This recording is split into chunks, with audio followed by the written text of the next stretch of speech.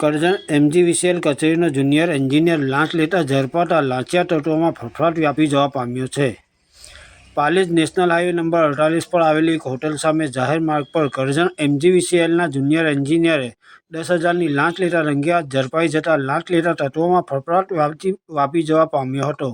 વડોદરા જિલ્લાના કરજણ તાલુકાના ગામે ખેતીલાયક જમીન ધરાવતા ખેડૂત જમીનમાં નવું વીજ કનેક્શન મેળવવા સબ ડિવિઝન કરજણ 2 ખાતે અરજી કરી હતી.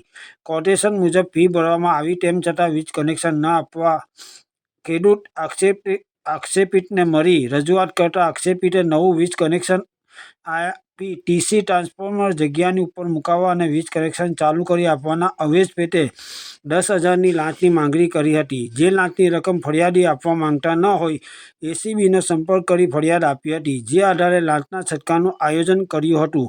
જે દરમિયાન જુનિયર એન્જિનિયર જયમીત કુમાર મહેશભાઈ પટેલે ખેડૂત સાથે તે બાબતે વાતચીત કરી લાંચની રકમ સ્વીકારી સ્થળ પર એસીબીના હાથે રંગેહાથ ઝડપાઈ જવા પામ્યો હતો.